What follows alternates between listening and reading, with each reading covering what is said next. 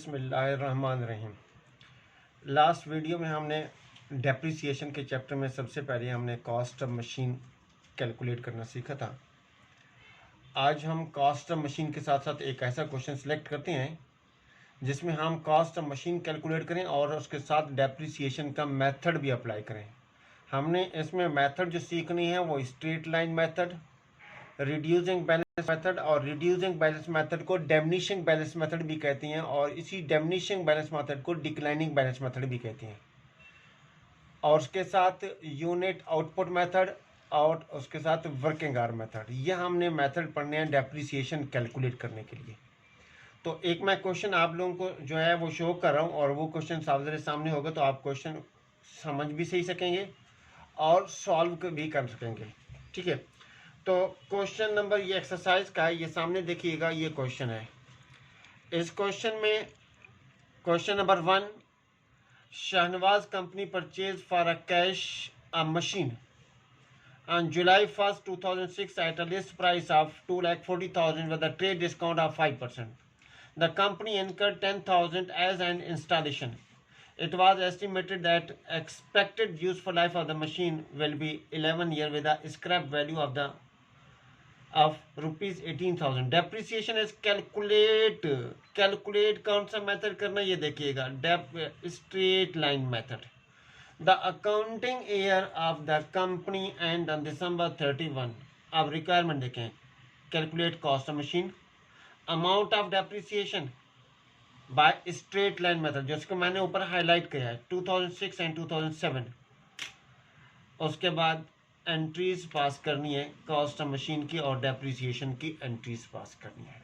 ठीक है जी, ये क्वेश्चन है। उसके बाद अगर इस मीटिंग में टाइम मिला तो लास्ट वाली जो balance sheet, allowance for depreciation account बनाना है और बैलेंस शीट बनानी है तो वो भी सीखने के, नहीं तो इसकी बी रिक्वायरमेंट हम करेंगे और सी इसकी नेक्स्ट किसी और क्वेश्चन में नेक्स्ट वीडियो में आ जाएगी, या किसी भी दूसरे मेथड के साथ मैं बता दूंगा, क्योंकि मेथड के अलग अलग होंगे।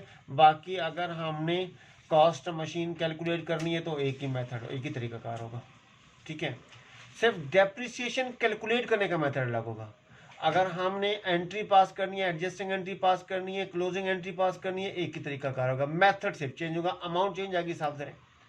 और अलाउंस फॉर डेप्रिसिएशन, जिसको एक्यूमुलेटेड डेप्रिसिएशन कहते हैं, प्रोविजन फॉर डेप्रिसिएशन कहते हैं, उसका अकाउंट बनाना होगा, बैलेंस शीट बनानी होगी। वो मेथड कोई भी हो लेकिन इसको कैलकुलेट बनाने का तरीकाकार इन सारी का एक ही होगा सबका। ठीक है, अब आप जरा देखिएगा, सबसे पहले मैं कैलकुलेट कर रहा हूँ कॉस्ट ऑफ मशीन। ठीक है, कॉस्ट ऑफ मशीन कैलकुलेट करनी है। कॉस्ट ऑफ मशीन में सबसे पहले क्वेश्चन में दिया हुआ है कि लिस्ट प्राइस, मशीन की लिस्ट प्राइस 2,40,000। लिस्ट प्राइस हो गई 2,40,000। ठीक है जी, लिस्ट प्राइस के बाद हमने कहा गया कि with a trade discount of 5% trade discount. तो ट्रेड डिस्काउंट मैंने बताया था कि लास्ट में कि हर एक कस्टमर को कंपनी की पॉलिसी होती है कि हम इतना % डिस्काउंट देंगे, वो तमाम कस्टमर को देंगे, किसी स्पेसिफिक कस्टमर के लिए नहीं होगा, किसी खास कस्टमर के लिए नहीं होगा, किसी रिश्तेदार के लिए नहीं होगा, तमाम लोगों के लिए होगा। तो ट्रेड डिस्काउंट, और ये ट्रेड डिस्काउंट जो कैलकुलेट करना है वो लिस्ट प्राइस पर कैलकुलेट करना है। तो लिस्ट प्राइस 2,40,000 और ट्रेड डिस्काउंट की जो परसेंटेज है वो 5%। तो 2,40,000 का 5%, 2,40,000 का कैलकुलेट करना है 5%, तो 12,000 की अमाउंट आ जाएगी ट्रेड डिस्काउंट। और बताया था ट्रेड डिस्काउंट का काम कहाँ तक है, सिर्फ इनवाइस बनाने की हद तक है। उसके बाद ट्रेड डिस्काउंट अकाउंटिंग में किसी जगह पर कहीं रिकॉर्ड नहीं होता। ठीक है, ट्रेड डिस्काउंट हमने मैनेज किया तो हमारे पास इनवाइस प्राइस आ गई। क्या आ गई, इनवाइस प्राइस। इनवाइस प्राइस कितनी आ जाएगी, 2,40,000 में से 12,000 माइनस करेंगे तो 2,28,000 हो जाएगी। करके देख लेती हैं, 2,40,000 माइनस 12,000 तो 2,28,000 ये क्या अमाउंट आ गई? इनवाइस प्राइस, हमारी इनवाइस तैयार हो गई। इनवाइस का मतलब क्या होता है? इनवाइस का मतलब होता है कि डिमांड फॉर पेमेंट के जो शख्स खरीद रहा है उससे डिमांड की जा रही है कि आप पेमेंट करें जी। अगर क्रेडिट पे होगी तो पेमेंट बाद में की जाएगी, और अगर कैश पे होगी तो उसको पेमेंट कर दी जाएगी। ठीक है, तो यही अब इनवाइस प्राइस है, यही कैश प्राइस है, क्योंकि पेमेंट कर दिया है। हमारे यहाँ पर सेटलमेंट डिस्काउंट जिसकी मैं बात कर रहा था कि कैश डिस्काउंट, वो डिस्काउंट नहीं दिया हुआ। ठीक, अब इसमें सिर्फ और सिर्फ क्वेश्चन में आप लोगों ने सामने रखा था, आप एक बार दोबारा देख लीजिएगा। क्वेश्चन में क्या चीज दी हुई है? सिर्फ और सिर्फ ट्रेड डिस्काउंट के बाद एक ही एक्सपेंस दिया हुआ है, इंस्टॉलेशन चार्जेस का, तो हम हेडिंग डाल देते हैं add other expense. Other expense कौन से expense? Capital expenditure other expense, तो कौन सा है? Installation charges. Installation charges amount दी हुई है इंस्टॉलेशन चार्जेस की 10,000 की अमाउंट, तो 10,000 हम यहाँ पर। अच्छा, और अगर एक्सपेंसेस होते ना तो क्या करते हैं? यहाँ पर ऐड कर लेते, फिर यहाँ पर टोटल कर लेते, उनको यहाँ पर लिस्ट बनाते, आकर यहाँ पर इस कॉलम में टोटल कर लेते। तो अब हमारे पास एक ही एक्सपेंस है जो कि इंस्टॉलेशन चार्जेस का है, तो 2,38,000 की अमाउंट आ गई। ठीक है जी, 2,38,000 ये क्या आ गई? कॉस्ट ऑफ मशीन, और कोई एक्सपेंस नहीं था, कॉस्ट ऑफ मशीन। ठीक है जी, अब हमने बढ़ते हैं, फर्स्ट रिक्वायरमेंट हो गई। सेकंड रिक्वायरमेंट में amount of depreciation. It's mean क्या पूछ रहे हैं हमारे से कि डेप्रिसिएशन कैलकुलेट करनी है, और स्ट्रेट लाइन मेथड के जरिए डेप्रिसिएशन कैलकुलेट करने के लिए straight line method, depreciation by straight line method. अब इसी depreciation by straight line method को फिक्स्ड इंस्टॉलमेंट मेथड भी कहते हैं, याद रखना ये फिक्स्ड इंस्टॉलमेंट मेथड। अब हमें किसी भी मेथड में डेप्रिसिएशन कैलकुलेट करने के लिए दो तीन चीजें तो हमारे पास लाजमी होनी चाहिए। क्या होनी चाहिए जी?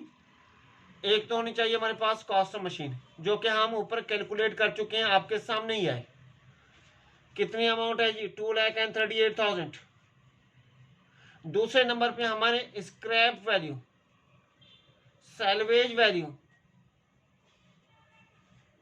स्क्रैप वैल्यू, सैल्वेज वैल्यू, इसी को रेजिडेंशियल वैल्यू भी कहती हैं। आपसे एमसीक्यूज भी पूछ सकता है बाज़ वक़्त कि जो है स्क्रैप वैल्यू का दूसरा नाम क्या है? Salvage value, residential value. इसी तरीके से जो मेथड लिखा है स्ट्रेट लाइन मेथड का, वो दूसरा नाम पूछ सकता है आपसे, तो वो इंस्टॉलमेंट मेथड भी कह सकता है, और दूसरे मेथड बता सकता है। तो स्ट्रेट लाइन डेप्रिसिएशन का मेथड जो होता है दूसरा, वो इंस्टॉलमेंट मेथड कहलाएगा, फिक्स्ड इंस्टॉलमेंट जिसको कहें। ठीक है, स्क्रैप वैल्यू का मतलब लिखिएगा कि आपने जो, यानी कि मशीन जिसकी डेप्रिसिएशन कैलकुलेट की जा रही है, उस एसेट की आप कॉस्ट कैलकुलेट किया, और उसके बाद अब डेप्रिसिएशन जितना, अगर 5 साल है, 10 साल है, 20 साल है, वो एसेट डेप्रिसिएट होने के बाद फिर उसको हमने स्क्रैप में बेचना है, समझने का आम अल्फाज में कबाड़ियों को बेचना है। तो उससे जो पैसे मिलेंगे वो scrap value, salvage value, residential value कह देती है। इसलिए एस्टिमेटेड अमाउंट होती है, क्योंकि 5 साल, 10 साल, 15 साल के बाद जब यूजफुल लाइफ खत्म होने के बाद स्क्रैप में बेचेंगे तो चेंज हो सकती है, इसलिए एस्टिमेट का मतलब अंदाजा कर लेना, लगा लेना। तो यहाँ पर अंदाजा लगा है कि इस मशीन की स्क्रैप वैल्यू जो है वो 18,000 है। और क्या चाहिए हमें? लाइफ चाहिए। लाइफ स्ट्रेट लाइन में ईयर्स में होगी, क्वेश्चन में लाइफ जो है वो 11 ईयर्स है। क्या है? 11 ईयर्स। ठीक है, उसके बाद हमें क्या चाहिए कि मशीन खरीदी कब थी, डेट ऑफ परचेज, ताकि ये चीज़ें सामने होंगी तो हमारे लिए आसानी होगी। क्योंकि बाज़ वक़्त आता है कि पता नहीं चलता कि आप कब स्टार्ट हुए, हमने पहला साल, दूसरा साल, तीसरा साल, अकाउंटिंग स्टार्ट कब हुआ है, कब एंडिंग हुआ है, तो ये नहीं होता, तो फिर कोई ना कोई गलती आ सकती है। तो सामने होगी सारी चीज़ें, तो हमारे लिए आसान हो जाएगा। तो डेट ऑफ परचेज किसकी, मशीन की। डेट ऑफ परचेज क्या है जी, जुलाई 1 2006 को खरीदी गई है।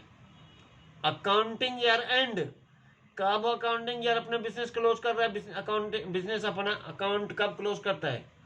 अकाउंटिंग ईयर एंड का मतलब है कि बिजनेस ने अपनी क्लोजिंग करनी है और उसमें देखना है कि बिजनेस प्रॉफिट या में है या लॉस में है। इसका मतलब है प्रॉफिट लॉस में है तो बिजनेस अपना क्या करेगा, बिजनेस अपनी इनकम स्टेटमेंट बनाएगा और उसी से बिजनेस की परफॉर्मेंस पता चलेगी।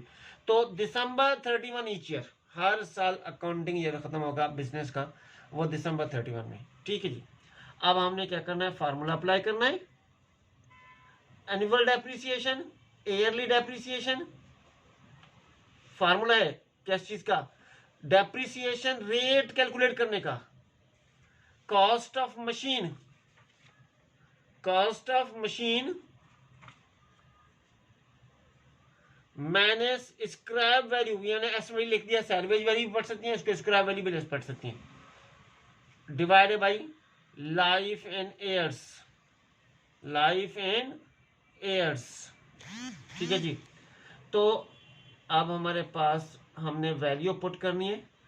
Annual depreciation, yearly depreciation, cost of machine कितना है बेटा, 2,38,000 minus 18,000 scrap value divided by 10 years life. ठीक है जी। करना कैसे है, सबसे पहले जो 2,38,000 क्या है कॉस्ट, इसमें से 18,000 जो स्क्रैप वैल्यू है, सैलवेज वैल्यू है 18,000, रेजिडेंशियल वैल्यू है, ये माइनस कर लेंगे। जो अमाउंट आएगी उसको डिवाइड कर देंगे उसकी लाइफ पे, तो 20,000 ईयरली डेप्रिसिएशन आ गई। ठीक है, हमने रेट कैलकुलेट कर दिया कि हर साल मशीन जो डेप्रिसिएट होगी वो 20,000 होगी। ठीक है जी। बट हम क्या करते हैं, दो चीज़ें कैलकुलेट कर लेते हैं, एक डेप्रिसिएशन एक्सपेंस और एक अलाउंसेस फॉर डेप्रिसिएशन, जिसको हम एक्यूमुलेटेड डेप्रिसिएशन भी कहते हैं। अलाउंस फॉर डेप्रिसिएशन, और अगर आप चाहें तो इसकी बुक वैल्यू भी कैलकुलेट करते हैं। Allowance for depreciation, accumulated depreciation का मतलब क्या है, टोटल वैल्यू ऑफ डेप्रिसिएशन जब से एसेट परचेज किया जाए, जब से लेकर जितना अरसे के आप डेप्रिसिएशन कैलकुलेट कर चुके हैं टोटल। अब हमारे पास अकाउंटिंग ईयर कब क्लोज है, दिसंबर 31, 2006। रेट कैलकुलेट किया हुआ है 20,000, ईयरली डेप्रिसिएशन है साल की। हमें इस वक्त चाहिए, देखें जुलाई 1 को खरीदी गई है और दिसंबर 31 अकाउंटिंग ईयर है। दिसंबर 31 क्या है, अकाउंटिंग ईयर क्लोज हो रहा है, तो हमें 6 मंथ की डेप्रिसिएशन, तो इसको हमने डिवाइड कर देना है 12, तो इसका मतलब है मंथली डेप्रिसिएशन आ जाएगी, क्योंकि ईयर के 12 मंथ है। तो ईयर की डेप्रिसिएशन कितने है, 20,000, मल्टीप्लाई भी हमें 6 चाहिए, तो अमूमन कैसे लिखते हैं, 20 मल्टीप्लाई बाई 6 डिवाइडेड बाई 12 यूं करके भी लिख देते हैं। तो ये डेप्रिसिएशन पहले साल की 10,000, तो पहले साल की अलाउंसेस भी 10,000। उसके बाद दिसंबर 31, 2007, 20,000 मल्टीप्लाई बाई 12 डिवाइडेड बाई 12, पूरे साल की है, 12 डिवाइडेड बाई 12 करें या नहीं करें, पूरे साल की डेप्रिसिएशन है आप, क्योंकि अगला साल 2007 का पूरा 12 मंथ का है।